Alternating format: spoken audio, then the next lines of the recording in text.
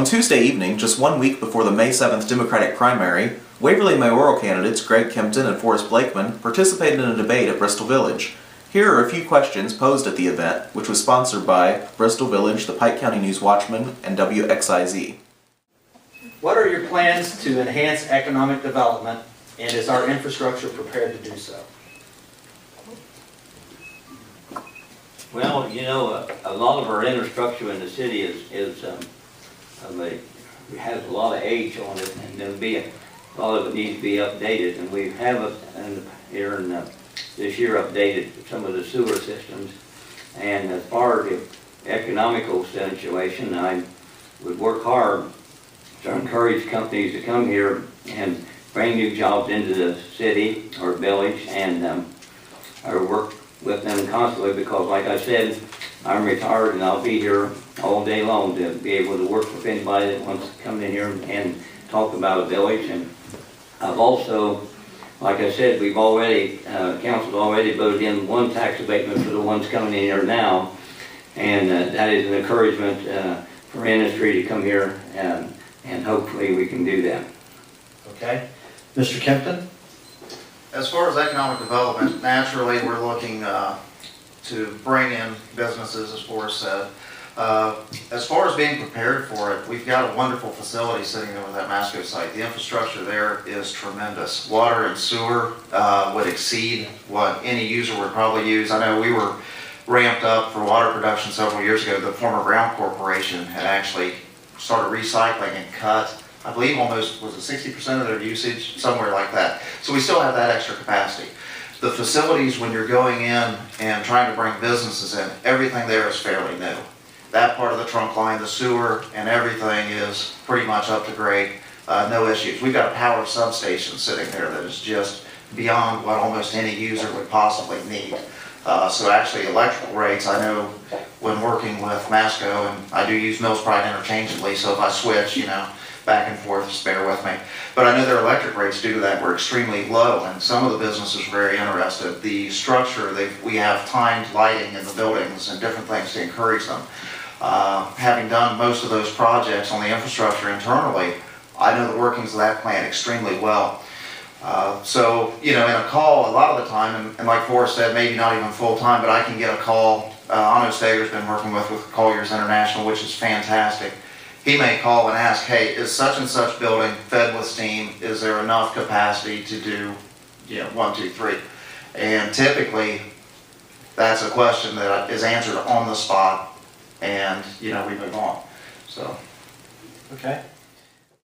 Except for the Bridge Street project that was recently completed, major projects in the village have been put on hold somewhat due to budget constraints.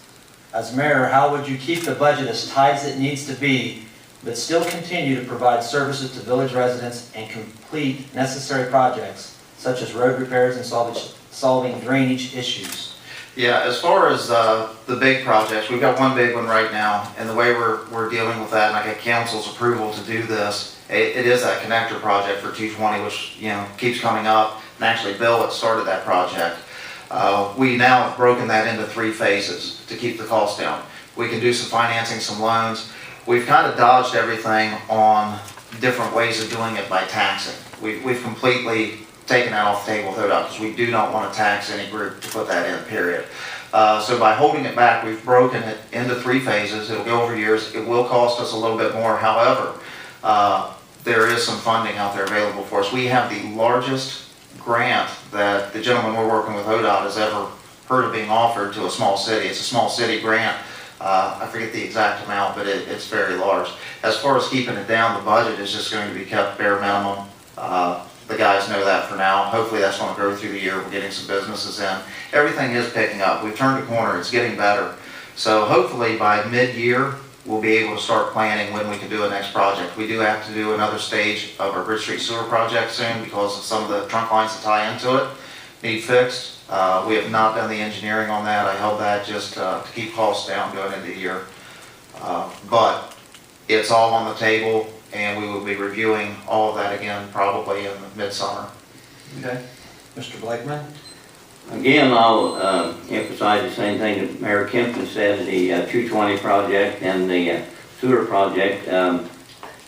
both of them, the sewer project was almost a mandatory thing to be done because our sewer system was collapsing on us and he's having problems with it.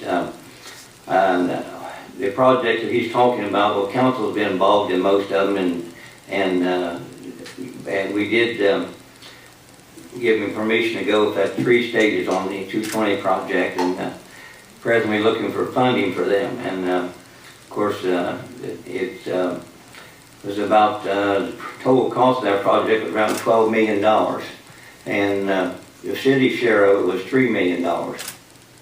And we're currently looking where we can get the $3 million at present. We don't have it, and so either through a loan or something like that. But basically, as a member of council, we worked with Mayor Kempton and trying to work out a resolution on all these projects, and especially the sewer project. I'm glad that that's finally done, and we had quite a few obstacles on that come about, but delayed it. So yeah, I would continue to look for more economical reasons for the city and as far as money, so we can encourage industry and stuff to come here. And of course, a lot of industries look to the city.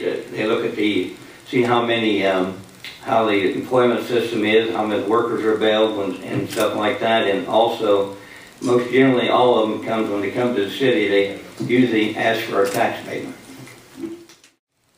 Can you please give your assessment of how the village is doing, not only financially, but also what is being done to help attract more businesses to the area? Actually, I think we've already been through the low point. Resources are coming back up slowly.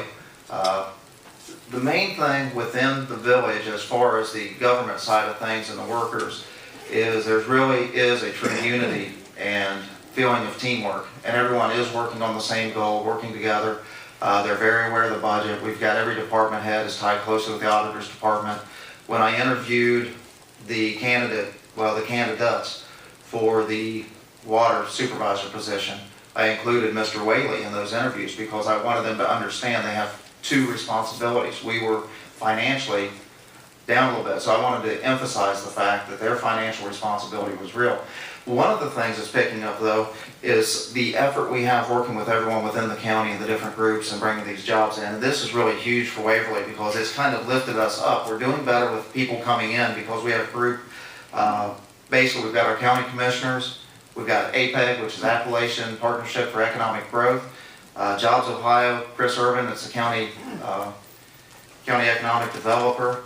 All these people have been working. We've put a package together to attract businesses into the area. What we found when we get all of the right people in the room, it is tremendous what's coming out of this. I mean, it far exceeded my expectations. So, you know, as we entertain businesses, we leave a very good impression. We're also looking, I was talking to one gentleman, and this is something in the next few months I do want to get into. It's a partnership possibly with Shawnee State University, and I know he may not have talked to his boss yet, but it's to get the internet resources for these businesses to do their search. Sometimes it's good when she raises her hand. Sometimes it's bad. Well, I thought that was the 30-second mark. I apologize. I just want to make sure you saw me.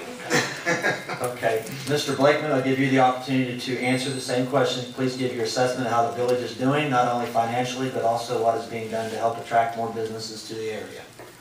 Well, the city, the village is, you know, that's also NASCO. There was in a financial bind, but we found some legislation that the city of Chillicothe had to encourage business to come into Waverly, and by giving them abatement and several other claims, and it's the same thing that Chillicothe has up there.